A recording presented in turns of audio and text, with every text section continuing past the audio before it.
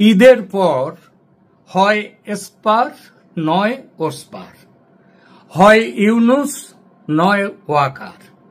এই বিষয়টি নিয়ে আজকের আলোচনা। মনে হচ্ছে অবশেষে সিদ্ধান্তহীনতা দূর হল বাংলাদেশ সেনাপ্রধান জেনারেল ওয়াকার উজ্জামানের। এতদিন এই বুঝি ইউনুসকে হটিয়ে ক্ষমতার দখল নিলেন সেনাপ্রধান, এমন একটা সম্ভাবনা বারবার উঠে এসেছে। কারণ শেখ হাসিনাকে সরিয়ে যে সরকার কায়েম হয়েছে দেশে, তাদের অপশাসন মানে সেই ইউনুস সরকার দেশ চালানোর সব দিকেই চূড়ান্ত ব্যর্থ। এমনকি মার্কিন সাম্রাজ্যবাদের যে চাপের কাছে মাথা নত না করার জন্য ষড়যন্ত্রের বলি হয়ে সরে যেতে হয়েছে শেখ হাসিনাকে, সেই সার্বভৌমত্বের প্রশ্নেও ইউনুস ইতিমধ্যে বিকিয়ে দিয়েছেন দেশকে। রাখাইন প্রদেশের জন্য মানবিক করিডোরের নামে চট্টগ্রামে মার্কিন সামরিক ঘাঁটি স্থাপনের কাজ শুরু হয়ে গেছে।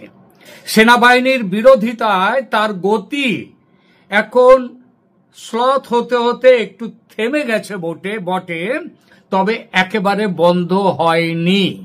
তার পেছন দিকের কাজ সমানে চলছে, আবার নতুন ষড়যন্ত্র শুরু হয়েছে। ফলে দেশের ব্যাপক সংখ্যক মানুষের মধ্যে ইউনুস সরকারের বিরুদ্ধে ব্যাপক ক্ষোভ সঞ্চারিত হয়ে গেছে অনেক দিন আগে থেকেই। এমনকি যারা ছাত্র জনতার আন্দোলনের সামিল হয়ে ডেকে এনেছিলেন এই সরকারকে, আবাহন করে বসিয়েছিলেন গদিতে এই সরকারকে, হটিয়ে দিয়েছিলেন যে জনদরদি দেশের শিল্পোন্নতির পক্ষে যার তুলনা মেলা ভার সেই হাসিনাকে হটিয়ে দিয়েছিলেন, তারাও আজ ঈশ্বরের কাছে প্রার্থনা করছেন এই সরকারের হাত থেকে নিষ্কৃতি পাওয়ার জন্য। এই সরকার থাকুক, এটা চাইছে ছাত্রদের একটি গোষ্ঠী যারা ক্ষমতার বৃত্তে রয়েছে এখনো পর্যন্ত। ইউনুসের নিজস্ব কোটারি, তার উপদেষ্টা পরিষদ, জাতীয় নাগরিক পার্টি নামে একটি ভুঁইফোড়, ওই ইউনুসের বকলমে ইউনুস চানে মাথা, সেই পার্টি এবং জামায়াত সহ ইসলামী মৌলবাদী দলগুলো, এরাই কেবল চাইছে ইউনুসের এই সরকারকে। এই মৌলবাদীরা তাদের ঈপ্সিত লক্ষ্য বাংলাদেশকে দুনিয়ার চরমতম শরিয়া মোতাবেক রাষ্ট্র হিসেবে গড়ে তোলা।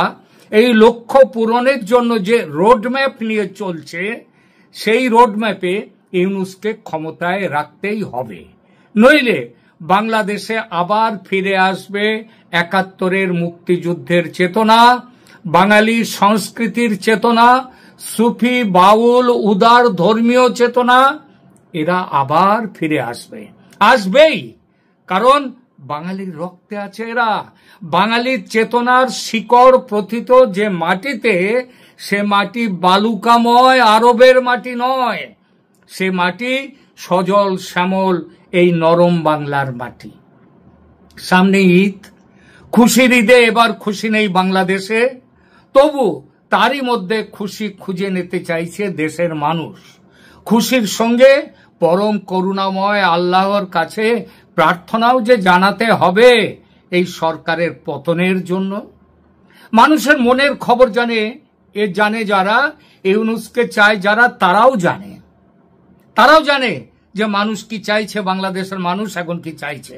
তারা এটাও জানে আমেরিকা তাদের নিজেদের স্বার্থ রক্ষার জন্য ইউনুসকে রাখতে চাইছে ক্ষমতায়।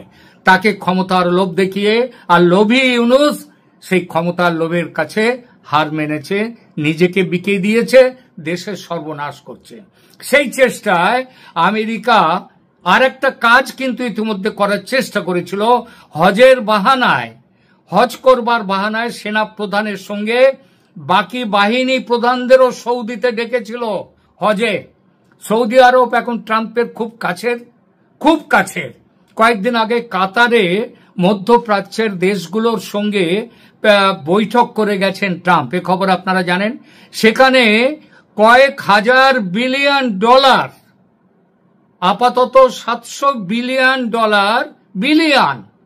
ডলার মূল্যের মানে নিবেশ করতে চাইছে সৌদি আরবিয়া আমেরিকাতে, এবং একইভাবে কাতার তারাও নিবেশ করতে চাইছে, এবং আরো অনেক দেশ। ফলে ট্রাম্প মহা খুশি এখন আরবের দেশগুলির জন্য। এমনকি সিরিয়ার বর্তমান প্রেসিডেন্ট, যাকে কয়েক মাস আগেও টেরোরিস্ট হিসেবে স্ট্যাম্প মেরে দিয়েছিল আমেরিকা, তার প্রশংসাতেও পঞ্চমুখ হয়ে গেছেন ট্রাম্প। তাকে বলেছেন ভেরি স্মার্ট ইয়ং ম্যান, বলেছেন তাকে। মৌলবাদ ও সন্ত্রাসবাদের এখন প্রবল বন্ধু হচ্ছেন ডোনাল্ড ট্রাম্প। নির্বাচনের আগে যিনি গায়ে অন্য একটা ভেক ধরে নিয়েছিলেন, সেটা হচ্ছে সন্ত্রাসবাদের বিরোধিতার ভেক, মৌলবাদের বিরোধিতার ভেক। জামাত বুঝে গেছে যে ট্রাম্প কি জিনিস, একে পয়সা দিয়ে কিনে নেওয়া যায়।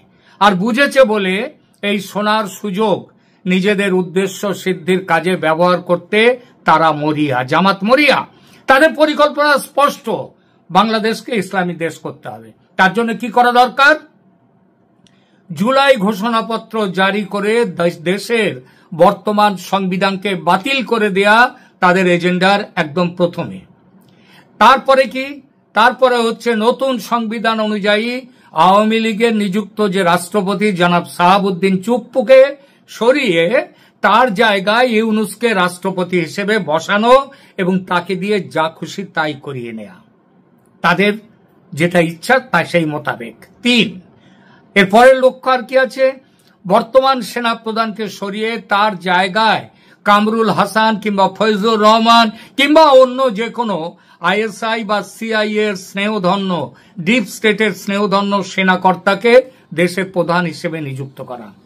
চতুর্থ, তাদের এজেন্ডায় কি আছে? এই ইসলামী দলগুলো জামায়াতের নেতৃত্বে তাদের কি আছে? যে ভারতকে সেই দারুল ইসলাম অর্থাৎ পুরো ভারত জুড়ে ইসলামী সাম্রাজ্য স্থাপন করা, সেই এবং তার জন্যে ভারতের পূর্ব প্রান্তে এক চরম ভারত বিদ্বেষী দ্বিতীয় পাকিস্তান সৃষ্টি করো, যাদের সৃষ্টির মূল উদ্দেশ্য হচ্ছে সন্ত্রাসবাদ দিয়ে সারা পৃথিবী, আপাতত সারা ভারতবর্ষ দখল করা। আর এই উদ্দেশ্য সফল করতে দেশের জনগণকে পুরোপুরি বিরুদ্ধ করলে চলবে না, এটা পাগলেও বোঝে, জামাত তো বুঝবেই। যেমন ভাবে তারা চায় কি, যেমন ভাবে গত বছর জুন জুলাইতে মানুষকে ভুল বুঝিয়ে রাস্তায় নামানো হয়েছিল, দাঁড় করানো হয়েছিল এক শিল্প দরদি, দেশ দরদি জননেত্রী শেখ হাসিনার বিরুদ্ধে দাঁড় করানো হয়েছিল, তেমনটা আবার একবার করতে হবে। এবার এটা করতে হবে কার বিরুদ্ধে? এই বর্তমান প্রশাসন, বর্তমান সেনাপ্রধান, বর্তমান রাষ্ট্রপতি, এদের বিরুদ্ধে। আর এটার জন্য নামতে হবে রাজপথে, দেখাতে হবে দেশের মানুষ চাইছে ইউনূসকে, চাইছে পুরোপুরি ইসলামী দেশ হোক বাংলাদেশ, সুতরাং রাস্তায় নামো, স্লোগান তোলো। তাই সিদ্ধান্ত হয়েছে ঈদ মিটলেই শুরু হবে দ্বিতীয় দফার আন্দোলন। জামাতের নেতৃত্বে নতুন দফা বিপ্লব আবার আসতে চলেছে, কাঁপাতে চলেছে। কতটা কাঁপাতে পারবে সেটা অবশ্য বলা যাবে না, কারণ এবার সেবার যারা গত বছর যারা বিপ্লবের জন্য রাস্তা কাঁপিয়েছিল তাদের মধ্যেও ভাঙন এসেছে। প্রথম দফার হাসিনা হটাওয়ের মতো এই দফাতেও ওই যে দাবি নিয়ে তাই জামাত আবার নামছে রাস্তায়। এখানে বিএনপি কি করবে? বিএনপির অনেক মুখ, এক মুখ জামাতের সাথে একসাথে চলে, আর এক মুখ জামাতের বিরুদ্ধে চলে। এক মুখ এই কথা বলে তো অন্য মুখ আর এক কথা বলে। এসব যে ওয়াকারুজ্জামান জানেন না তা কিন্তু নয়, খুব ভালোভাবে জানেন তিনিও, কিন্তু মুশকিল হচ্ছে তিনি কতদূর যাবেন, কি করবেন সেই সিদ্ধান্ত নিতে পারছেন না, অর্থাৎ সিদ্ধান্তহীনতায় ভুগছেন। তারও কিছু ভয় আছে, হয়তো সেই ভয়ের জায়গাগুলো থেকেই তিনি সিদ্ধান্তহীনতায় ভুগছেন। ভয়গুলো কিরকম হতে পারে? যে ভয়ের সম্ভাবনাটা সব থেকে বেশি সেটা হলো শেখ হাসিনা ক্ষমতায় ফিরে এসে তার কৃতকর্মের জন্য, অর্থাৎ ওয়াকারুজ্জামান গত বছর যেভাবে তার নির্দেশ অমান্য করে সেনাকে বসিয়ে রেখেছিলেন, তার জন্যই তো হাসিনাকে চলে যেতে হয়। তো তো তার জন্য, সেই অপরাধের জন্য শেখ হাসিনা কি তাকে ক্ষমা করবেন? এবং ক্ষমা যদি না করেন, তাহলে ক্ষমা করুন আর নাই করুন, তাকে কি সেনাপ্রধান হিসেবে রাখবেন? ক্ষমা করলে রাখবেন, ক্ষমা না করলে রাখবেন না। এই একটা ভয় আছে ওয়াকারের। বিভিন্ন সূত্র থেকে জানতে পারছি বাংলাদেশে ওয়াকার উজ্জামান হলেন ভারতের সবচেয়ে বিশ্বস্ত মানুষ বর্তমানে। এমনকি গত বছরও ওই ঘটনার, শেখ হাসিনার বিদায়ের পরেও কিন্তু ওয়াকার উজ্জামানকে পুরোপুরি অবিশ্বাসের জায়গায় নিয়ে যায়নি ভারত। ভারতের সেনাপ্রধান বারবার যোগাযোগ রেখেছেন বাংলাদেশের সেনাপ্রধানের সঙ্গে। তিনি নিজে জেনারেল দ্বিবেদী, ভারতের সেনাপ্রধান, তিনি একাধিকবার একথা উল্লেখ করেছেন। সুতরাং হাসিনা দেশে ফিরে যাতে ওয়াকারকে তার পদে বহাল রাখেন, সেটা হাসিনার সঙ্গে কথা বলে কিন্তু ইতিমধ্যেই নিশ্চিত করেছে ভারত। এবং সেই নিশ্চিত করার জন্য সেই খবর তারা ওয়াকারকেও বলেছেন, আমরা আছি, তোমার ভয় নেই। এমনকি কয়েকদিন আগে হাসিনা আর ওয়াকার উজ্জামানের মধ্যে ফোনেও কথা হয়েছে, টেলিফোনে। শেখ হাসিনা ওয়াকারের ভয় দূর করেছেন, ফলে ওয়াকার অনেকটা নিশ্চিত হতে পেরেছেন এখন যে তার বিরুদ্ধে কোনো ব্যবস্থা হাসিনা ফিরে এসে নেবেন না। ওয়াকারের দ্বিতীয় ভয় আমেরিকার বিরুদ্ধে যাওয়া। আমেরিকার বিরুদ্ধে গেলে ট্রাম্প যদি রেগে গিয়ে সেদেশের ব্যাংকে রাখা ওই ডিপ স্টেট থেকে পাওয়া যে ষড়যন্ত্রের যে বকরা, এটা বলতেই হয়, সেই বকরার কিছুটা ভাগ কিন্তু ওয়াকারুজ্জামানের কাছে আসার সম্ভাবনা নেই, এটা কেউ বলবে না। অর্থাৎ কিছুটা ভাগ তিনি যে পেয়েছেন সেটা কিন্তু নিশ্চিত না হলেও মোটামুটি এটা বলা যায়। সুতরাং ট্রাম্প প্রশাসন যদি আটকে গিয়ে আমেরিকার ব্যাংকে রাখা তার টাকা আটকে দেন, এ বিষয়ে ভারত ওয়াকারুজ্জামানের সঙ্গে থাকবে বলে কথা দিয়েছে। এমনকি কোনো আর্থিক ক্ষতি ওয়াকারের যাতে না হয় এই ব্যাপারে সেটাও ভারত দেখবে বলে জানিয়েছে। 3 নম্বর, জামাত ও ইসলামী শক্তি সেনা, মানে ওয়াকারের ভয়গুলো কি কি? জামাত ও ইসলামী শক্তি তারা সেনার মধ্যে আইএসআই পন্থী উস্কে দিয়ে ইতিমধ্যে একটি বিভাজনের রেখা কিন্তু তৈরি করে দিয়েছে। এই বিভাজন কতটা বিস্তৃত, মানে ফাটল কতটা চওড়া, সেটা কিন্তু স্পষ্ট নয়। সুতরাং এই গৃহযুদ্ধ বাঁধানোর যদি চেষ্টা করে, সেই চেষ্টা করাটার সম্ভাবনা কিন্তু আছে। এবং সেই গৃহযুদ্ধে আমেরিকা, তারা তো অলরেডি এসে গেছে চট্টগ্রাম বান্দরবনের ওখানে। তারা যদি এসে গিয়ে ইউনূসের পক্ষে এবং ওয়াকার বিরোধীদের পক্ষে দাঁড়ায়, তাহলে কি হবে? ভারত কিন্তু বলে দিয়েছে যে ভারত শুধু নয়, ভারত, চীন এবং রাশিয়া, এই তিনটে এখন একজোট হয়েছে। এই একজোট এরা কিন্তু বলেছে তারা ওয়াকারুজ্জামানকে প্রত্যক্ষ সহায়তা দেবে। জুনের 4th সপ্তাহে জুলাই ঘোষণাপত্রকে মান্যতা দিয়ে নতুন, তাদের ভাষায় জুলাই বিপ্লব ঘোষণাপত্র, আসলে সেটা দেশের নতুন সংবিধান। সেই সংবিধানকে মান্যতা দিয়ে গ্রহণ করে রাষ্ট্রপতি ও সেনাপ্রধান বদলের অভিযানে নামবে জামাত। তার আগেই পাল্টা আক্রমণে নামতে হবে সেনাপ্রধানকে, নইলে তিনি না গেলেও মৃত্যু, আর পিছিয়ে এলে ওই একই কথা। সুতরাং ঈদ শেষ হলেই শুরু হবে এই আক্রমণ ও প্রতি আক্রমণের পর্ব বাংলাদেশে। অতএব বলা যায় এতদিনের সিদ্ধান্তহীনতা দূর করে সেনাপ্রধান এবার প্রত্যক্ষ লড়াইতে নামছেন। ভাষণ পিছিয়ে দিয়ে এখন তিনি সত্যিকারের লড়াইতে নামছেন। কি হবে তার লড়াইয়ের রূপরেখা, সেটাও আছে।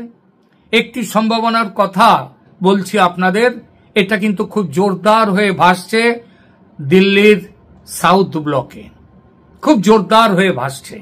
সেটা হলো ঈদের পরেই কয়েক দিনের মধ্যে রাষ্ট্রপতি শাহাবুদ্দিন দেশের সাংবিধানিক প্রধান হিসেবে, তিনি তো আর ইউনূস নন, ইউনূস দেশের সাংবিধানিক প্রধান নন, দেশের প্রধান হচ্ছেন রাষ্ট্রপতি।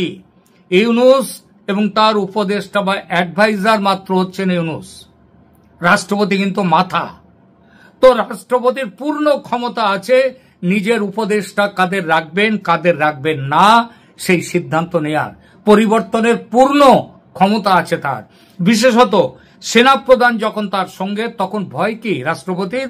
আর আপনারা ইতিমধ্যেই জানেন যে সেনা রাষ্ট্রপতি ভবনকে প্রচন্ডভাবে তাদেরকে করে দিয়েছে, সেনা ঘিরে রেখেছে, যাতে রাষ্ট্রপতির ওপরে হঠাৎ কোনো ঝটিতি আক্রমণ কিংবা ঝটিতি কোনো ব্যবস্থা নিয়ে রাষ্ট্রপতিকে সরিয়ে না দেয়া হয়, রাষ্ট্রপতিকে যাতে মেরে না ফেলা হয়, যাতে বন্দুক না দেখানো হয়, যাতে তিনি পদত্যাগ না করেন। ইতিমধ্যেই রাষ্ট্রপতিকে সুরক্ষা পূর্ণভাবে দেয়া হয়ে গেছে। ঈদ মিটলেই তাই ইউনূস এবং তার সহ উপদেষ্টাদের সরিয়ে দেবেন রাষ্ট্রপতি শাহাবুদ্দিন চুপ্পু। তারপর তিনি নতুন এক দলকে ক্ষমতা দিয়ে তাদেরকে নিজের উপদেষ্টা হিসেবে নিয়োগ করবেন। 3 মাসের মধ্যে তাদেরকে বলা থাকবে, 3 মাসের মধ্যে, আগামী ডিসেম্বরও নয়, 3 মাসের মধ্যে, মানে বৃষ্টিটা জুন জুলাই আগস্ট সেপ্টেম্বর অক্টোবরের মধ্যেই, যাতে বর্ষাটা মিটলেই যাতে দেশে নির্বাচন করা যায়, সেই দায়িত্ব দিয়ে তিনি নতুন এক দল উপদেষ্টা পরিষদ গঠন করবেন। সেই পরিষদের নেতৃত্বে, অর্থাৎ প্রধান উপদেষ্টা পদে যদি সেনাপ্রধান ওয়াকারুজ্জামানকে নিযুক্ত করা হয়, তাহলে কেউ কিন্তু আশ্চর্য হবেন না। অনেকে হয়তো প্রশ্ন করতে পারেন, এমন কি হয়? সেনাপ্রধান কি কখনো প্রধান উপদেষ্টা হতে পারেন? কেন পারেন না? কেন পারবেন না? সংবিধানের কোন জিনিসটা বর্তমান সরকারের আমলে মেনে চলা হয়েছে? এই যে প্রধান উপদেষ্টা পরিষদ করা আছে, এটা কোন সংবিধানের মধ্যে? এটা বর্তমান সংবিধানও নয় এবং পূর্বের আগের কোন সংবিধানেও এর কোনো ব্যাপারই ছিল না। এখানে ওই যে একবার আমার নুরুল কবির, বিখ্যাত সাংবাদিক, স্পষ্টবক্তা সাংবাদিক, তিনি একটি জায়গায় তিনি বলেছিলেন, প্রশ্ন করেছিলেন ইন্টারভিউতে মোহাম্মদ ইউনূসকে, আপনি কার উপদেষ্টা? জবাব দিতে পারেননি ইউনূস, কারণ তাকে বলতে হতো, I am not the head but I am the adviser of our head. Adviser কার? অ্যাডভাইজার হেডকে? হেড হচ্ছে রাষ্ট্রপতি। সেটা বললে তার উল্টো হয়ে যেত। নির্বাচিত সরকারকে হটিয়ে যদি ইউনূসের মতো এইরকম একটা সরকারকে নিয়ে আসা যায়, তাহলে সেনাপ্রধান কেন প্রধান উপদেষ্টা হতে পারবেন না? পারবেন, 100 বার পারবেন। মানুষ চায় বলে তিনি হচ্ছেন। বাংলাদেশে যদি এই মুহূর্তে ভোট নেওয়া হয়, বাংলাদেশের কত সংখ্যক মানুষ ওয়াকারুজ্জামান দেশের শাসনভার গ্রহণ করুন, কতজন মানুষ চায়? এই প্রশ্ন যদি করা হয়, তাহলে দেখা যাবে বিপুলভাবে সংখ্যাগরিষ্ঠের ভোট আসছে জেনারেল ওয়াকারুজ্জামানের পক্ষে। সুতরাং ঈদ শেষ হলেই নতুন রাজনৈতিক লড়াই শুরু হবে বাংলাদেশে। এবারও গত বছরের সেই লড়াইয়ের থেকে কোনো অংশেই কম নয় এবারের লড়াই। দেখবেন, তৈরি থাকুন সেদিনের জন্য। আশা করব এবার অন্তত খুনোখুনি না হোক, প্রাণ যাতে না যায়, যাতে মানুষ বেঁচে থাকতে পারে, ভালো থাকতে পারে, সেই কামনা করব পরম করুণাময়ের কাছে।